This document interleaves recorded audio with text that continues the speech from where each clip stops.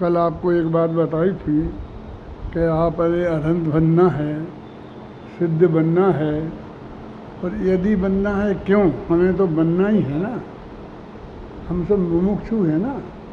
उसका अर्थ ही ये होता है कि जिन्हें मोक्ष की इच्छा है, मोक्ष माने सिद्ध भगवान, उसके पहले अरहंत बनते हैं।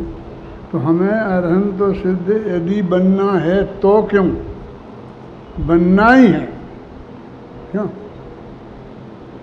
अब सिद्ध भगवान और अरहंत भगवान, ध्यान से सुनना, अनंत आनंद को निरंतर भोगते हैं।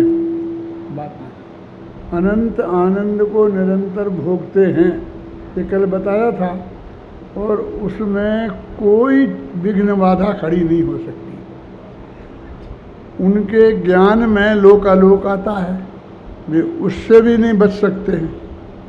अभी सवाल लोकालोक को जानने का नहीं है, लोकालोक को जानने से बचने का है। निरंतर उनको लोकालोक का जानना होगा ही।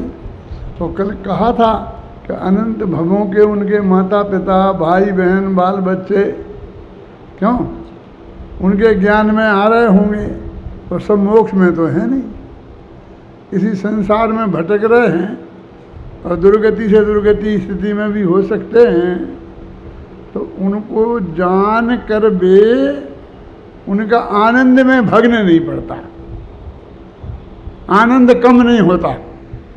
बस जरा सी कोई अनुकूलता प्रतिकूलता की बात हो गई, बेटे को जुकाम हो गया, पत्नी को बुखार आ गया, अथवा समाज में कोई विरोध की बात आ गई, किसी ने विरोध कर दिया, और जरा सी बात की वजह से उसे भंग कर देते हो, उसमें विघ्न डाल देते हो। तो तुम्हारे भरे से अनंत सुख की खजाने की चाबी कैसे सौंपी जा सकती है? जो अपने माल की इतनी भी सुरक्षा नहीं कर सकते, जो आनंद उन्हें प्राप्त हो गया है, वे उसको भोगें, और उसमें कोई भी पर पदार्थ गे जो उसके ज्ञान में आवे, वे बाधा खड़ी ना करें। अब अपन को देख लो हमारी क्या पोजीशन है। एक प्रश्न करता हूँ, राजा सैनिक जब छायक सम्मा दर्शन हो गया था, भगवान के समूह शरण में थे और राजा थे, और उनका राज्य चलता था। बेटा राजा नहीं था जो जिसने तकलीफ दी थी, खुद राजा थे, फुल पावर। उस वक्त वो जो उन्हें सुख था, फिर वो नरक में गए, तो नरक में जो भी सुख दुख था यहाँ, और फिर वे तीर्थंकर बन गए महापद में, गृहस्थ अवस्था में वहाँ भी उन्हें जो सुख दुख है, तो कहाँ सुख ज़्यादा है मुझे बता। सोचो कि सुखी हैं कि दुखी हैं तीनों जगह। कि नरक में दुखी हैं, जब राजा थे तो सुखी थे, बाद में बेटे ने कैद में डाल दिया था तब दुखी थे, हैं, फिर महापद में हो गए तो फिर सुखी हो गए। हमारा सबका यही चिंतन है ना, लेकिन ये बिल्कुल गलत है। क्योंकि जिसको आप सुख कह रहे उसका तो नाम सुख है ही नहीं। रोचनसार में लिखा है, इंद्रिय सुख सुख नहीं,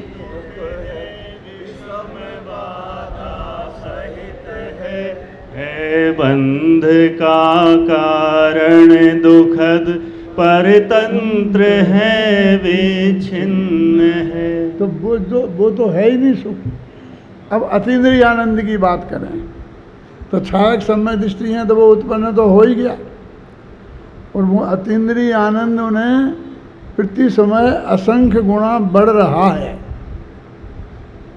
आता ना 11 स्थान है ना, सम्यक दृष्टि, श्रावक, वृत्ता, अनंत, वियोजक, इनके 11 स्थानों में असंख्य गुणी निरंतर वृद्धि होती है। कब होती है? जब वे सामायिक करते हैं तब, जब खाना खाते होते हैं तब भोग रहे होते हैं तब, और चक्रवर्ती जब युद्ध में निकल गया 60,000 वर्ष को, तब होती कि नहीं होती? निरंतर होती है ना। सुख तो वो है, वो जो 6 खंड का संयोग है, 96,000 पत्नियों का संयोग है। और गुरुदेव बताते थे वो कैसी खीर खाता है, याद है? 10,000 गायें, उन्हें घास मत खिलाओ, मावा मेवा ये सब बढ़िया बढ़िया माल मसाला खिलाओ, और उनका जो दूध निकले वो 1000 गायों को पिलाओ, और कुछ मत दो उन्हें। 1000 गायों का जो दूध निकले वो 100 गायों को पिलाओ, 100 गायों का दूध निकले वो 10 गायों को पिलाओ, 10 गायों का दूध निकले तो 1 गाय को पिलाओ, और उस गाय का जो दूध निकले उसकी खीर बनाओ। कैसा आग्रस्त होगा, ये गुरुदेव श्री सुनाते थे। वो खीर चक्रवर्ती ही पचा सकता है, सारी सेना उस खीर को खाए तो उसे पेचिस नाम की बीमारी हो जाए, दस्त लग जाए, खूनी दस्त। सारी सेना नहीं पचा सकती है, इतना ऐसा गरिष्ठ माल होता है। उस आनंद की बात नहीं हो रही, वो तो आनंद है ही नहीं, वो तो इंद्रिय सुख, सुख नहीं दुख है, विषम बाधा सहित है। क्लियर है कि नहीं? तो अब जो आनंद है उसे, राजा शरणक को जो आनंद था यहाँ पर जब वो राज्य कर रहा था, बेटे का राज्य नहीं आया था, कैद में नहीं था बेटे की, भगवान महावीर के समोषण में बैठा था, प्रश्न कर रहा था, गंधर्व देव उत्तर दे रहे थे, सब में ज़्यादा सम्माननीय श्रावकोत्तम का पद प्राप्त था।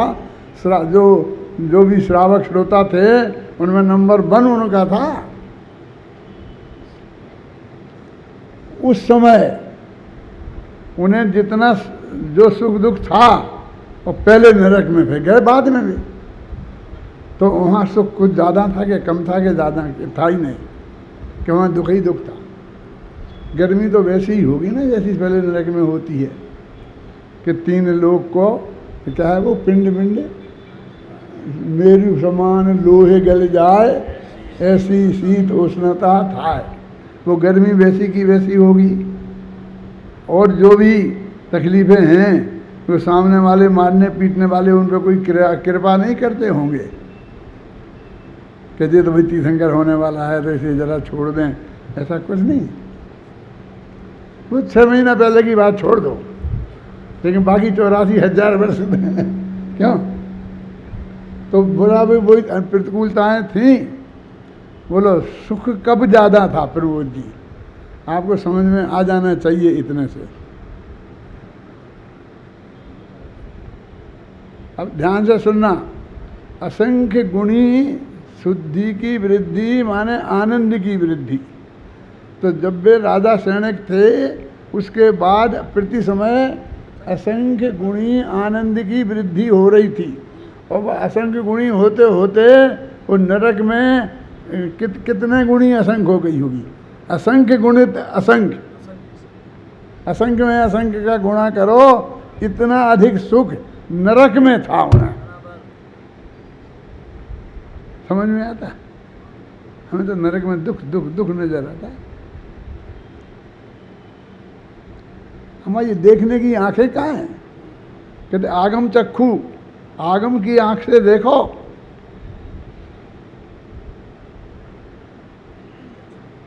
कितने सुखी थे वो प्रदीप जी, इसमें किसी को शंका है? अच्छा, फिर भी महापद्म हो गए तीर्थंकर, तो फिर तब भी उतने ही सुखी थे। थोड़े बहुत असंख्य गुणी वृद्धि में हुए होंगे जो हुए होंगे, लेकिन बाद में तो चौथे गुणस्थान में जब तक थे, क्योंकि तीर्थंकर देश संयम तो लेते नहीं, तो जब तक उन्हें दीक्षा नहीं लेंगे तब तक गृहस्थी में रहेंगे, तो वो चौथे गुणस्थान वाला ही सुख तो होगा। बोल क्यों निखिल? तो जैसे ही वो तीर्थंकर थे तब, वैसे ही नरक में, और वैसे ही ये राजा थे तब, और जब वो जेल में बंद थे तब ये अनंत जो असंख्य गुणी वृद्धि वाला सुख निरंतर हो रहा था, उसका हमें ध्यान ही नहीं है। क्या है, क्या क्या कह रहे? चौथे गुणस्थान वाला कि चौथे की महिमा, कि गुरुदेव चौथे की महिमा गाते थे तो अपनी महिमा गा रहे। हाँ, अपनी गा रहे तो कौन सा पाप कर रहे? हम भी तो आत्मा हैं, और यदि हम सम्यक दृष्टि हैं तो जैसा आनंद उनको सम्यक दृष्टियों को होता है, हमें क्यों नहीं होगा? वो तो कॉमन बात है, वो तो सम्यक दृष्टि की बात है। यहाँ गुरुदेव की या किसी की बात कहाँ है? मैं आपको जो समझा रहा हूँ ये बिल्कुल आगम सम्मत है कि नहीं, करुणान योग सम्मत है कि नहीं। और ये बातें जो मैंने आपको बताई हैं आगम की, वो आपको पहले पता नहीं थी, सबको पता थी। असंख्य गुणी तत्वासुद भी सबने पढ़ा, उसमें भी है सूत्र, और गोमठ सार में भी सूत्र है। गाथाएँ, 2 गाथाएँ हैं, उसमें ये बताया 11 स्थान, वो भी हमने पढ़ी थी। और राजा सैनिक की भी 3 पर्याय पढ़ी थी, लेकिन आज तक हमारी समझ में क्यों नहीं आया?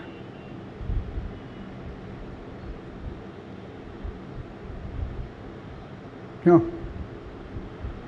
आना चाहिए थी ना। शिखरचंद जी 60 साल निकल गए कि नहीं गुरुदेव के समागम के बाद, तो आना चाहिए था ना। तो हम और क्या कह सकते हैं? यही कहेंगे कि तुम्हारे ज्ञान में इसका ज्ञेय बनने की योग्यता नहीं थी। योग्यता ही पितृनियमर्थम व्यवस्थाप्यति, ज्ञान का ज्ञेय क्या बने वो तो उस समय की सहयोग समय की योग्यता ही व्यवस्थित करती है। तो हमारे वो नहीं थी, वो इसलिए नहीं आया, हमारे ज्ञान का ज्ञेय नहीं बना।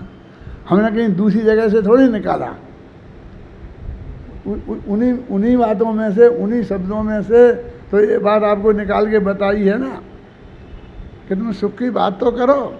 अब तुम चौथे गुणस्थान में हो, मान लो भरत चक्रवर्ती, और वो अतीन्द्रिय आनंद उन्हें आ रहा है, और फिर कोई संयोग वियोग ऐसा आ जाए, पुत्रादिक का वियोग हो जाए, कुछ भी हो जाए, हो सकता है ना, तो वे रोने लग जाएं और उस आनंद को भग्न कर दें तो अपराधी है ना। तो उतनी देर होगी सिद्ध होने में, क्योंकि तुमने सिद्ध दशा का जाना है तो वहाँ कैसे निभाओगे? अनंत सुख और अनंत दुखी जीवों ज्ञेय बनना, वे उनमें अपने माँ बाप भी होना, ख्याल में आई ना, और उनके दुखों को जानना, और आनंद में अंश मात्र भी विघन नहीं होना, उतना ही अतीन्द्रिय अनंत आनंद बना रहना। ये उनमें जो थी ये क्वालिटी हमारी समझ में आई है, तब कहियो कि हमें मोक्ष जाना है, हम मोक्ष हुए हैं। क्यों? कि शायद तुम वहाँ जाओ तुम्हें पसंद नहीं आए, वो केवल ज्ञान पसंद नहीं आए, हम कहते हैं ना इसे तो हम नहीं जानते तो अच्छा था। हमारी ऐसी धारणा है कि कुछ दुख हमें जानने से होता है, तो नहीं जाने तो अच्छा है। क्यों? बताऊं, उदाहरण दूं, बहुत साधारण सा। वहाँ सामने कोई गंदगी दिखी हमें, गंदगी छोड़ दो कि बकरा कटा हुआ पड़ा मार रहा, कसाई मार रहा, हिंसा, एकदम बहुत हिंसा का दृश्य दिखाई दिया,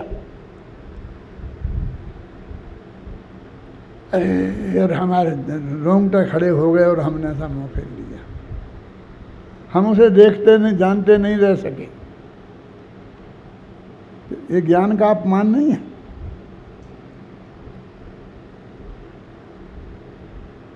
जो ज्ञेय बनना है वो तो बनेगा ना, तो उसे किसी तरह रुकना चाहिए। तो तुम और बड़ी गलती कर रहा, पर द्रव्य का कर्ता धर्ता बन रहा। एक द्रव्य दूसरे द्रव्य का कर्ता धर्ता नहीं है, कोई किसी को सुखी दुखी नहीं कर सकता है। बंदाधिकार की ये गाथाओं को नहीं मान रहा,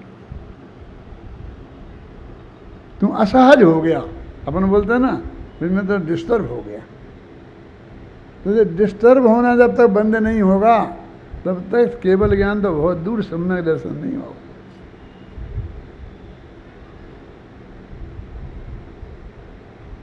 हम तो शास्त्रों में ही पढ़ा है कि भाई वो एकदम ऐसे हो गए 6 महीना तक तो कंधे पे रखे रहे, फिर सहायक समय दृष्टि राम जी लक्ष्मण जी को हैं। तो तुम तो दर्शन मोह और चारित्र मोह का अंतर नहीं समझोगे तब तक इन बातों का उत्तर तुम्हारी समझ में नहीं आएगा। वो जितना हुआ वो दिखा दो तुम्हें, वो चारित्र मोह के उदय का परिणाम था। वो तो हो सकता समय दृष्टि को, लेकिन श्रद्धा के लेवल पर, मैंने इसमें ऐसा लिखा है, श्रद्धा के लेवल पर। तो कुछ लोगों के दादा लेवल नहीं लिखते तो अच्छा रहता। इसे मेरी भाषा की गलती दिखी। मैंने कहा बेटा कुछ ये बताना इसमें अच्छा क्या लिखा। जब तक इन चारों किताबों पर मैं 150 व्याख्यान नहीं कर लूँगा तब तक ना मेरा मन भरेगा और ना तुम लोग उसमें क्या लिखा ये समझ पाओगे। जहाँ मैं जाऊँगा तहाँ तुम आओगे तो यही होगा, यही चलेगा, लेकिन घबराना नहीं। यदि तुमको फिर वो इससे अरुचि होती कि हमने तो सुना है तो गए काम से। तुमने तो सुना है, हमने तो लिखा है, हमने तो उसे कितना भोगा है, कितना पढ़ा है, अभी भी रोजाना पढ़ते हैं, यही किताबें पढ़ते रहते हैं घर में बैठे बैठे। क्या हमें थकान नहीं होती, आनंद नहीं आता। कैसेट बन गए तो कैसेट चला देते हैं, ये चलाओ तो उसमें सुनते हैं। अबे जी जयपुर में तो मैं ये क्या करता था, घर पर बैठा रहता था, लिखता रहता था। अब कोई भी मेरे से मिलने आता, मेरा विद्यार्थी तो आता, बैठता, 2 मिनट बात होती, फिर सब ले ये पढ़, मुझे सुनना है, और मैं उससे पढ़वाता और सुनता था। फिर उससे बीच बीच में चर्चा करता, देख इसका क्या अर्थ है, देख इसका क्या अर्थ है, तेरी समझ में आया कि नहीं आया, ये क्यों लिखा, ये लिखा। वही भी आ जाओ।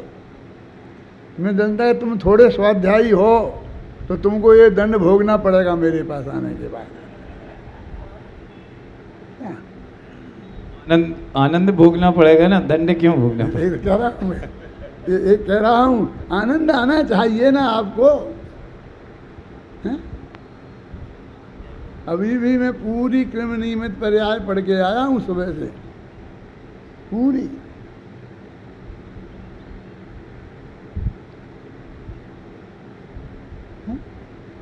कल ये पढ़ के आया था पूरी, कहना में क्या रखा, चिंतन, ये पढ़ के आया था। मुझे आनंद आता है, आनंद आता है। अभी आप आनंद में आपको थकावट आती है, जो बढ़िया से बढ़िया चीज़ है आपको बहुत अच्छी लगती है संजय जी, और फिर भी थकान, कैसी थकान। हमको ये पीयूष जी और ये परमात्मा लेके गए डॉक्टर के पास, और डॉक्टर ने कहा कि भाई इनकी जो पोजीशन है इनको कुछ काम मत करने देना, बेड रेस्ट पे रखना। पूछा ना 6 साढ़े 6 हेमोग्लोबिन ले गया था, 6 साढ़े 6, उसमें आदमी खड़ा नहीं हो पाता है। तो मैंने कहा यार ये तो प्रवचन करते हैं रोजाना, कर ही नहीं सकते हैं, कैसी बात करते हैं। इनका यदि ये रिपोर्ट सही है तो ये प्रवचन कर ही नहीं सकते हैं, कि साहब करते हैं, और 24 घंटे में जितने खुश जो उस प्रवचन करते समय रहते हैं, बाकी 23 घंटे नहीं रहते। तो वो बोला अच्छा ऐसा है कि हाँ, कि करने देना, इन्हें करने देना, इन्हें मत रोकना। उसने कहा करने देना, रोकना मत। मेरे से आप सब लोग कहते हो दादा आप बंद करो जाना, बंद करो जाना। अब बहुत लोगों के समाज में जाते हो बंद करो जाना। मैं भी कहता भाई मेरा भी ऐसा ही विचार है, मेरा भी। फिर मैं डॉक्टर के पास जाता हूँ, फिर दिखाता हूँ कि मैं 1-2 महीना को जाना चाहता हूँ, तो आपकी क्या राय है, मैं जा सकता हूँ कि नहीं जा सकता हूँ। डॉक्टर कहता है अरे जरूर जा। अभी मैं दिखा के आया हूँ भाई जी, बहुत बड़ा डॉक्टर, जिसकी सिफारिश मुझे वहाँ भी की थी, वो चंदई के पास, कौन सा गाँव, बेलूर में, कहा था कि तुम्हारे गांव में इतना बड़ा डॉक्टर बैठा, उसे क्यों नहीं दिखाते हो। उसके पास मैंने गया तो मैंने कहा मुझे जाना है, मैं 2 महीने को बाहर जा रहा हूँ, बताओ मुझे क्या करना है। बोले जाओ, मैं भी जा रहा हूँ। तुम कहाँ कहाँ जा रहे हो? मैंने कहा शिकागो। मैं भी शिकागो आ रहा हूँ। कौन सी तारीख में जा रहे हो? मैंने कहा मैं जाऊँगा 7 से 15 तक। बोले मैं 7 को वहाँ से निकल रहा हूँ, 1 से 7 तक वहाँ हूँ, अपन मिल नहीं पाएंगे। परमात्मा साथ में कोई मना नहीं करता, मैं क्या करूँ? डॉक्टर मना नहीं करता मेरे को।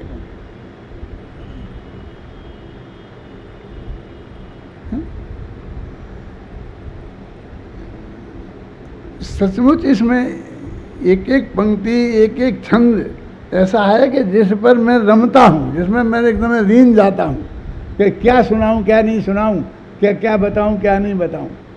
अब मैंने बोला कि इसमें सही वो निकला है कि भाई आनंद में थे कि नहीं। राजा सैनिक आनंद में थे जब वो बेटा मारने आया था ना, और जब वो कहते हैं कि उन्होंने आत्महत्या कर ली और ये कर लिया। समय दृष्टि आत्महत्या कर सकता है? तुम्हारी समझ में ये आता है कि नहीं? साहब हमने शास्त्र में देखा है। तुम्हें शास्त्र पढ़ना आता है? नहीं बोले किसका लिखा है? उसे लिखना आता है शास्त्र में। सहायक समय दृष्टि जीव आत्महत्या कर ही नहीं सकता। तुमने नहीं पढ़ा, हमने भी पढ़ा है।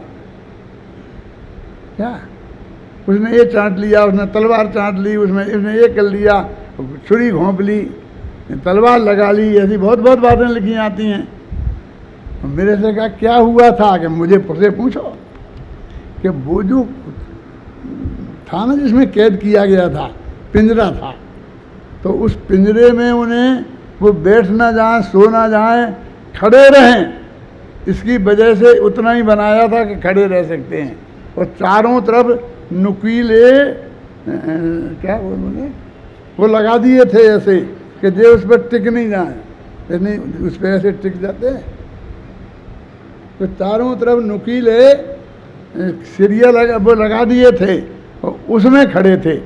तो जब वो सामने आया तो एकदम जैसे कोई आता तो अपन नहीं, ऐसा होता है कि नहीं, अचानक अचानक असंभावना। तो ऐसा हुआ पीछे, और यहाँ जाकर के वो कीला घुस गया। देखा कि मैंने देखा कि हमें तो दिखाई दिया नहीं, तो तुम्हारी तो भाई दृष्टि चाहिए हैं? मुझे बताओ जो आगम के विरुद्ध हो इसमें कुछ तो। और उनने आत्महत्या कर ली थी, ये आगम के विरुद्ध है, क्योंकि शारीरिक संबंधी आत्महत्या कर ही नहीं सकता। आत्महत्या करने वाला संबंधी हो ही नहीं सकता। ज्ञानी जीव आत्महत्या नहीं करता। क्यों? क्योंकि उस वक्त भी वो असंख्य गुणा अतीन्द्रिय आनंद भोग रहे थे। भाई साहब तुम्हें वो नहीं दिखते हैं कि बहुत तकलीफ में थे, टिक नहीं सकते थे, खाने को नहीं था, समय पर नहीं था, सो नहीं सकते थे। तकलीफों तो 1000 गिनाओ ना तुम। पहले नरक की सब तकलीफें गिनाओ तो वे राजा सैनिक की हो गई ना। लेकिन मैं कहा हमें तो नहीं दिखता, कुछ नहीं था, वे तो अपने में मग्न थे। चौथे गुणस्थान का सुख जो होता है, कौन क्या होता है? यूं चिंत निज में थिर भये जिन अकथ जो आनंद नाग नरेंद्र इंद्र के शांति जी कहाँ? शांति जी वो कहाँ है? किताब नहीं आई अभी तक, तलाशो, पता करो कहाँ है। अभी मुझे चाहिए वो कल किताब, मुझे सुनाना है। अभी मुझे पच नहीं रहा है, इसलिए मैं कुछ अभी कह देता हूँ उसकी बात।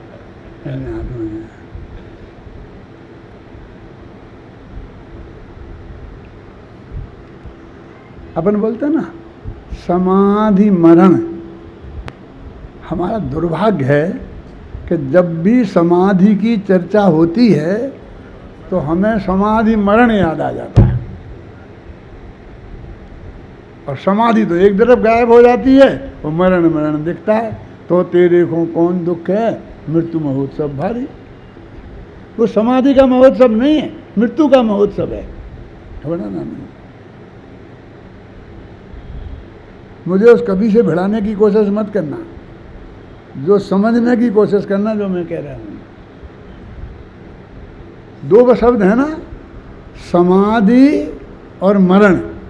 अब हमने समाधि मरण बोला तो तुम्हें मरण ही मरण दिखता है, समाधि दिखती ही नहीं। अब मैं कहता हूं समाधि मरण होता ही नहीं है। क्यों? कि मरण तो एक समय का है। जब तक मरे नहीं हम अखिल, तब तक तो हमारा वो जीवन है ना। जब तक हम जिंदा हैं तब तक वो हमारा जीवन है कि मरण। और जब वो हमारा देह का वियोग होगा और हमारा आत्मा यहाँ से निकल के जाएगा, वो ही मरण होगा ना। तो वो तो एक समय में कहीं चला जाएगा, तो वो संयम भी होंगे हम तो भी असंयम ही हो जाएगा। माँ के पेट में कहीं संयम होता नहीं, देवगति में संयम होता नहीं। मैं अभी कह रहा धन्य कुमार जी का वो समाधि मरण की स्थिति थी ना, तो समझने में मैंने वहाँ एक प्रवचन में एक बात कही थी, उस समाधि मरण पर बात कर रहा था। ब्रह्मचारी को मरने की जल्दी क्यों है? क्यों होना चाहिए? क्यों जल्दी हम ये छोड़ देंगे, अन्न छोड़ देंगे, जल छोड़ देंगे? ये गलती है। नहीं, आप खाओ अन्न। आप थे क्यों? वहाँ जाओगे तुम ब्रह्मचारी हो ना, बाल ब्रह्मचारी हो ना, जाते ही बेटा स्वर्ग में जाओगे गारंटी से। मैं ये नहीं कहता कि तुम नरक में जाओगे। और स्वर्ग में जाओगे तो 32 देवांगनाएं जाते ही खड़ी होंगी तुम्हारे सामने। मनुष्य गति में जाओगे तो 25 साल बाद एक आध मिलेगी।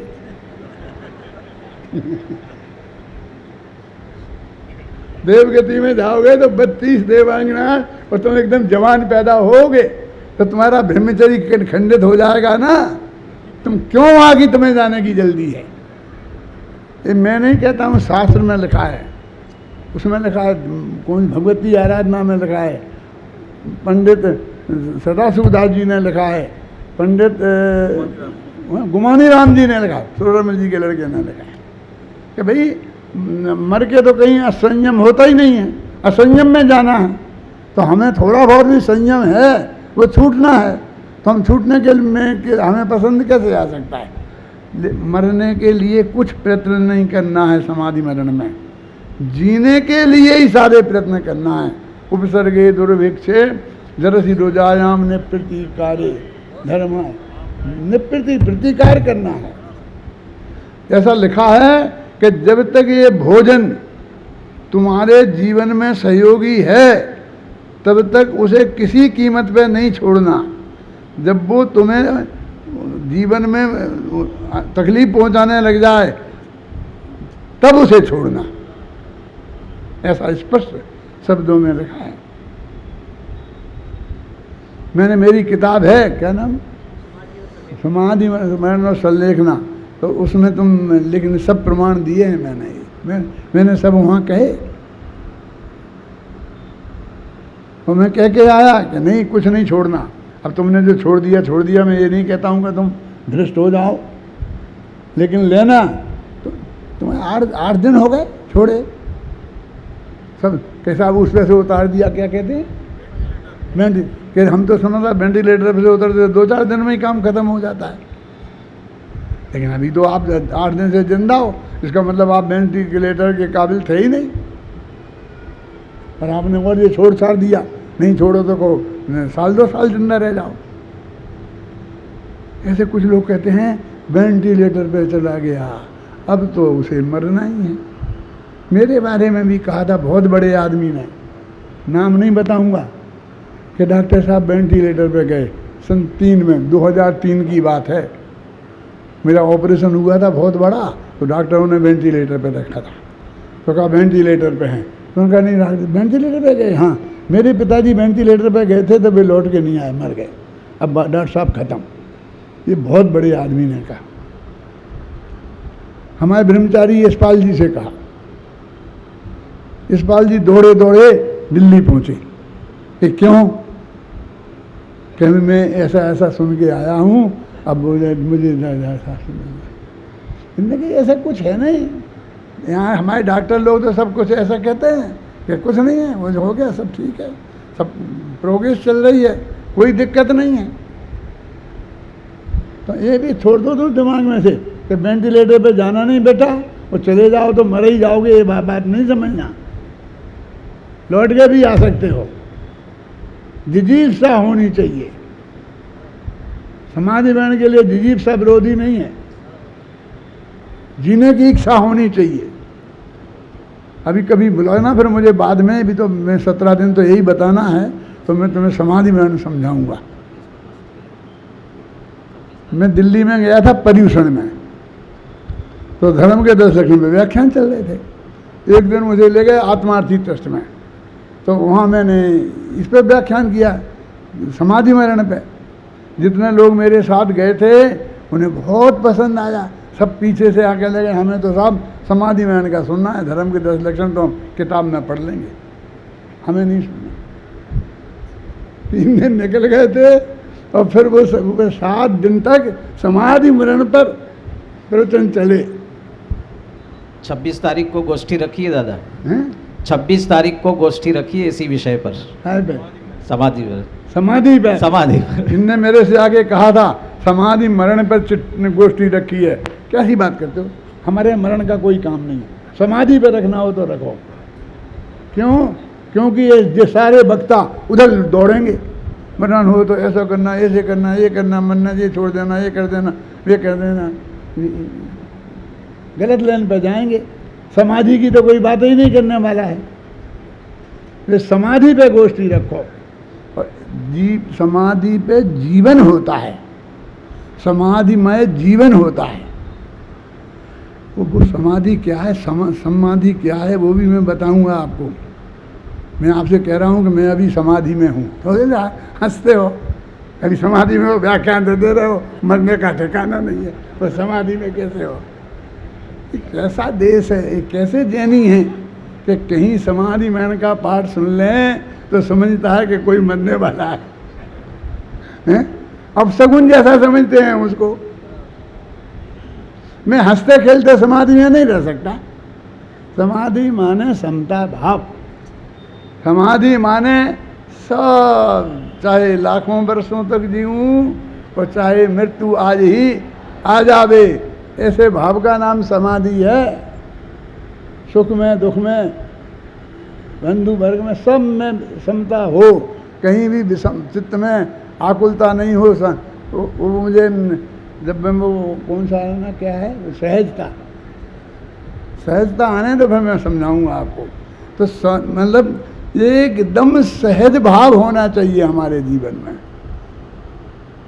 हमें सब स्वीकार है,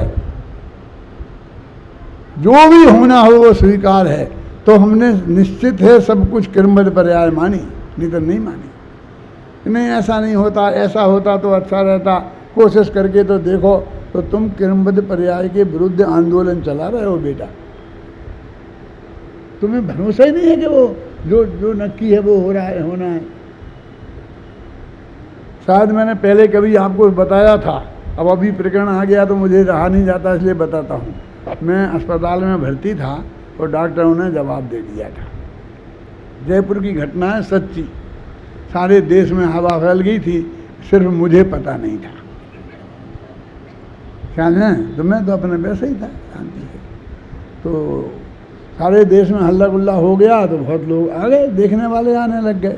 अब की बार तो मैंने इंस्ट्रक्शन दिया किसी को कुछ खबर नहीं करना। साथ था बीमार रहा, मैंने कोई किसी को खबर कहीं कुछ करने नहीं दी हैं। तो एक आदमी आ गए, मेरे मित्र, बहुत घने मित्र थे, ज़बरदस्त आदमी थे, तो किसी की सुनते नहीं थे। डॉक्टरों की, मनुष्य को, सबको धक्का देते हुए और मेरे पास पहुंच गए। और कोई तो जा नहीं सकता था, आप लोग नहीं आ सकते थे कोई, क्योंकि गवर्नमेंट का पहरा था। हमें मरीज के पास ज़्यादा भीड़ भब्बड़ नहीं होना चाहिए, इन्फेक्शन हो जाएगा, ये हो जाएगा, वो हो जाएगा। मुश्किल से पास था जिनके पास, वो आते थे, कोई खाना माना लेके आते थे, कोई दवा ऐसे लेकर के आते थे। आए मेरे पास, बैठ गए मैं कुर्सी पे, थोड़ी देर यहाँ वहाँ इस तबीयत की बातें पूछी, फिर बोले कि आपका क्या विचार है? मैंने कहा कि समाधि मरण का। मैं कहा मैं तो समाधि में ही हूँ। ऐसे देखा नहीं बोला, आप कहाँ जाना पसंद करेंगे? मैंने कहा डॉक्टर छुट्टी देंगे तो घर जाऊंगा और कहाँ जाऊंगा। सच्ची बात है बता रहा हूँ मैं। साथ की गद्दी पे बैठ के बोल रहा हूँ, थोड़ा नमक मिर्च मेरा जरूर होगा है? लेकिन घटना सही घटी थी क्या। तो मैंने कहा घर जाऊंगा कि नहीं नहीं, वो मर के अगले भव में आप कहाँ जाना पसंद करेंगे। मैंने कहा जहाँ जाना वहाँ चले जाएंगे। किरमत पर्याय में जहाँ जाना होगा वहाँ चले जाएंगे। बोले बहुत लोग कहते हैं कि हम तो गुरुदेव श्री के साथ मोक्ष जाएंगे, टोले के टोले। आपका क्या विचार है? मैंने कहा मेरा विचार नहीं है। हैं? गुरुदेव श्री के साथ मोक्ष जाने का विचार नहीं है, क्या बोल रहे हो? मैंने कहा बेहोश नहीं हूँ, होश में बोल रहा हूँ। क्यों नहीं है विचार जाने का? मैंने कहा देखो गुरुदेव श्री बहुत बड़े महापुरुष थे, जीवन भर उनके पवित्र भाव रहे, तो वो इस पंचम काल में जितना ऊपर से ऊपर स्वर्ग में जाते होंगे वहाँ गए होंगे। अब कौन तक जाते हैं ये मैं संजीव पे छोड़ता हूँ। कभी ये कहते हैं दूसरे तक, कभी कहते 5वें तक, कभी कहते 16वें तक। तो इनसे निपट लेना भैया तुम। लेकिन मैं तो इतनी जानता हूँ कि जितने से जितने ऊपर स्वर्ग तक जाते होंगे हमारे पूज्य गुरुदेव श्री, उतने से ऊपर स्वर्ग में गए। वहाँ सागरों की आयु होती है। उनके साथ मोक्ष जाने का मतलब है स्वर्ग से तो मोक्ष जाएंगे नहीं, फिर आगे मनुष्य होंगे तब वहाँ जाएंगे ना, यानी वो सागरों वर्ष बाद जाएंगे। ये सागरों पर्यंत मेरा संसार में रहने का विचार नहीं है। समझे आए? उनके साथ क्यों नहीं जाऊंगा? इतना लंबा काल संसार में मुझे नहीं पुसाता है। ये निदान बंद नहीं है। मैं कहता तुम मुझसे निदान बंद करने की नहीं कह रहे हो, इसे तो संलेखना में अतिचार का है। और साथ की भावना तो निगोद की भावना है, मोक्ष की भावना तो एकत्व भावना है। क्या? नहीं मुझे किसी के साथ नहीं जाना है। समाधि का स्वरूप क्या है एक दफे समझो तो। जो कुछ सुनिश्चित है, देखो एक द्रव्य दूसरे द्रव्य का करता नहीं है, ये बात पक्की है ना। इसमें भी किसी को शंका है क्या? समय सार में लिखी है, गुरुदेव श्री ने बताई है। अब उसमें हम नहीं माने तो हमने जैन धर्म पर पहला उल्लंघन किया, तो समता भाव खंडित हो गया कि हम तो करेंगे। क्या हुआ था? और जीवेंद्र स्वामी ने कुत्ते को नमो का मंत्र सुना दिया था तो वो स्वर्ग चला गया। सुना है आपने? मैंने कहा बेटा एक बात बताओ कि यदि जीवेंद्र स्वामी वहाँ नहीं आ पाते और उसे नमोकार मंत्र नहीं सुना पाते तो वो कुत्ता कहाँ जाता? बता। तो उनने नमोकार मंत्र सुना दिया इसलिए तो वो स्वर्ग चला गया। ये तो आपकी बात ठीक है, मैं भी कहता हूँ ठीक है। अब वो नहीं सुना पाते तो कहाँ जाता? नरक में जाता। ऐसे ऐसे फटाफट सब जगह खाली पड़ी है कि वो चाहे जहाँ चला जाता। कि पहले से नक्की थी कहाँ जाना है उसे तो जहाँ जाना था वो तो वहीं गया। तो नमोकार मंत्र ने क्या हुआ? नमोकार मंत्र सुनना भी नक्की था, जीवेंद्र स्वामी का आना भी नक्की था, वो जगह जाना भी नक्की था। भगवान महावीर से पूछते कि ये कहाँ जाएगा तो ये बता पाते कि नहीं? कि बता भी मैं क्या पता, मैं देखूंगा कि वो आता है कि नहीं आता है। तो जीवेंद्र उसे सुनाता है, उसके हिसाब से नक्की होगा, ऐसा कहते? अरे आदिनाथ बता देते ना तो सब नक्की है ना। तुम ये सब नक्की है। अब मेरे से कहते हो कि तुम बताओ कि तुम कहाँ जाओगे? कहाँ? भगवान खुश हो जाए और तुमसे कहें क्या कि तुम बेटा कहाँ जाना चाहते हो तो तुम क्या बोलोगे? मैं कह मैं भगवान से कहूँगा हम तुम्हें भगवान नहीं मानते, क्योंकि भगवान किसी से ऐसा नहीं पूछते। कोई इंद्रजाली आया होगा, हमारी कोई मांग नहीं है। तो क्या है? जो भी भविष्य सुरक्षित है केवली के ज्ञान में आया है, यद्यपि हमें ये पता नहीं है क्या आया है, लेकिन ये पता है कि आया है, और जो आया है वो हमें स्वीकार्य है। इसका नाम है साम्य भाव, इसका नाम है समाधि। इसलिए हमारा जीवन समाधिमय है। तो समाधि मरण का क्या होगा कि जब देह छूट जाएगी तो समाधि मरण हो जाएगा। हम तो समाधि में ही हैं, समाधिमय जीवन है और उसमें देह का परिवर्तन हो जाएगा तो समाधि मरण हो जाएगा। वो एक समय का होगा। और जीवन तो सारा जीवन है, 10 वर्ष, 12 वर्ष, 15 वर्ष, 25 वर्ष। क्यों? आपने कितने वर्ष का समाधि मरण लिया है? मैंने कहा आजीवन, जब तक जिंदा है तब तक है? और उसके बाद भी ध्यान से सुनना। अभी देवलाली में गुरुदेव की जयंती पर हम गए हुए थे, तो यहाँ पर एक विद्यार्थी था, हो सकता है वो यहाँ भी हो, तो वो बोला कि जब तक पंचम काल के अंत तक रहेगा तब तक ये गुरुदेव श्री का शासन, ये तत्व ज्ञान जिंदा रहेगा। 18,000 वर्ष तुम थे। हाँ, ये हैं? ये है कोई क्या भैया कह रहे थे, क्या नन्हे भैया, इनने भरी सभा में ऐसे ही कहा 18,500 वर्ष तक। मैंने क्यों भैया 18,500 वर्ष तक?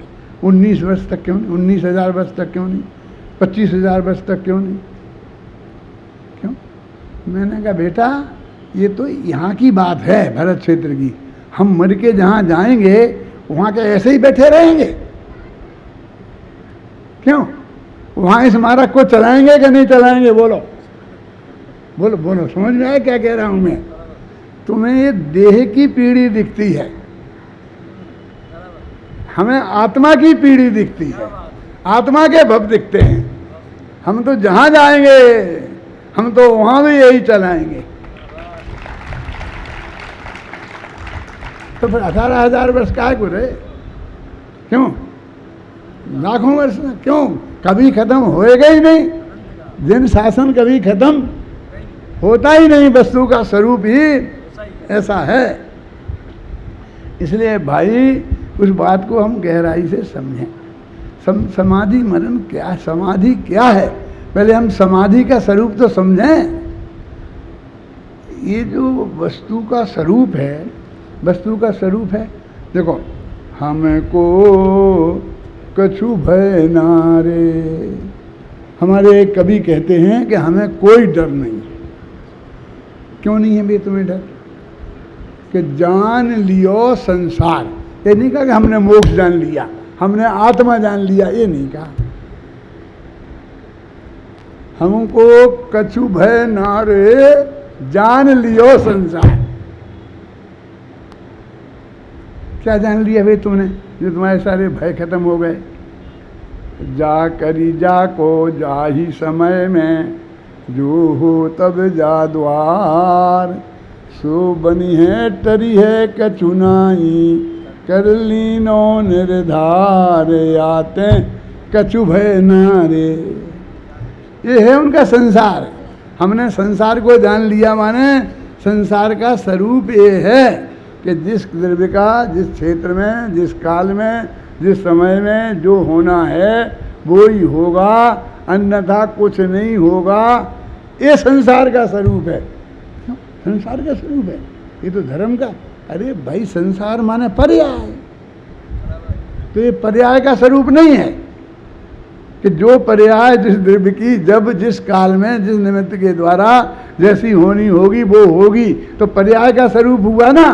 तो संसार पर्याय है, तो हमने संसार का स्वरूप जान लिया। अब हमें कोई डर नहीं है। क्यों?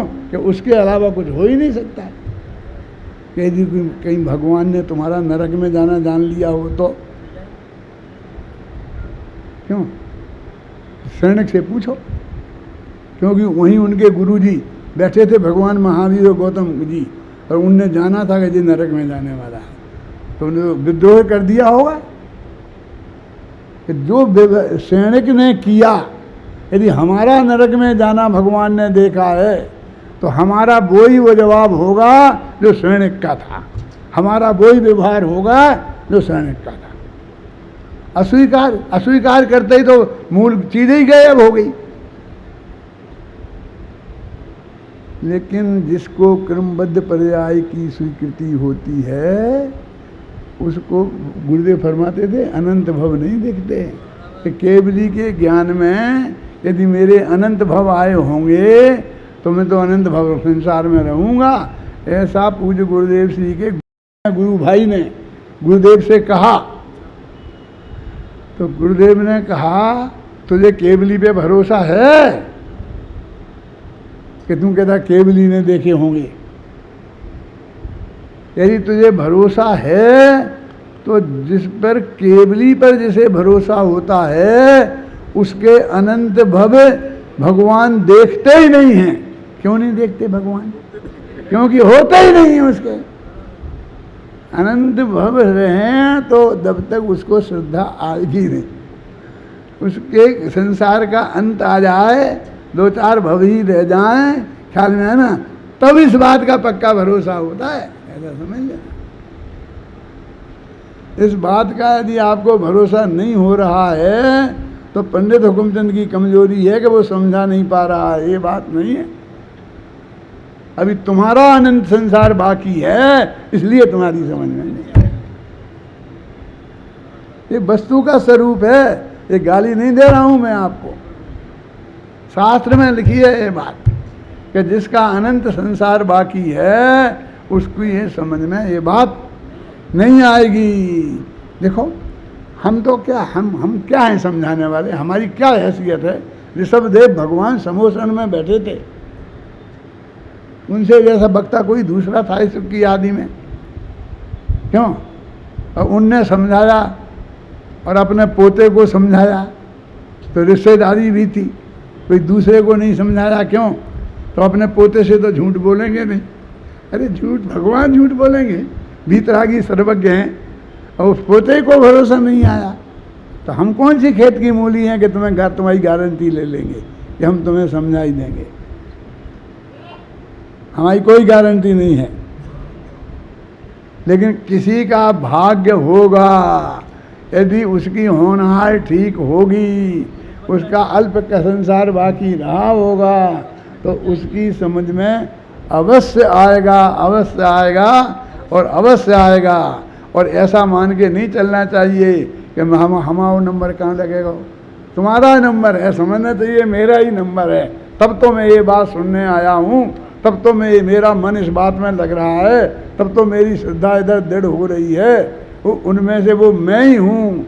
बाकी की बात मैं इस मामले में कल कहूँगा।